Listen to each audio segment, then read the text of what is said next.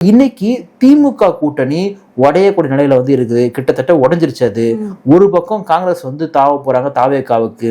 விடுதலை சிறுத்தைகள் இந்த 26ல சீட்டுகள் நீங்க கம்மியா கொடுத்தீங்கன்னா நிச்சயமா நான் திரும்ப வெளியே கூட வந்துடுவார். ஏன்னா ஒவ்வொரு தேர்தலும் பாத்தீங்கன்னா அவரை இவங்க அவமானப்படுத்துறது. இப்ப திமுக தோக்க போகுது, திமுக 2026ல தோக்க போகுது. அதை தோக்கிறதுக்கான வேலையை இவங்க பார்த்துட்டாங்க கூட்டணி கட்சிகள்.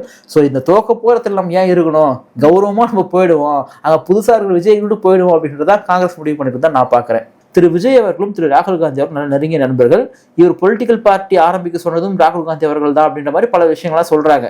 அப்போ விசிகாவும் இன்றைக்கு கழக குரலை முதல்ல இருந்தே தொடங்கிட்டாங்க.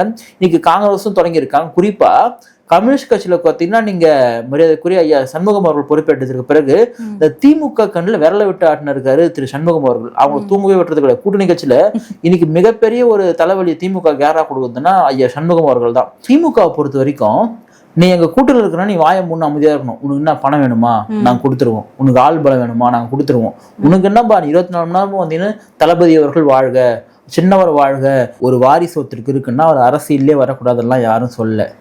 தலைவருடைய மகன் எம்எல்ஏ கூட ஆகட்டும், ஆனா தலைவருடைய மகன் தான் தலைவர் ஆவார், முதலமைச்சருடைய மகன் தான் துணை முதலமைச்சர் ஆவார். அரசியல் அரசாங்கன்றது உங்க அப்பா வீட்டு சொத்து கிடையாது, அது பொதுமக்களுடையது.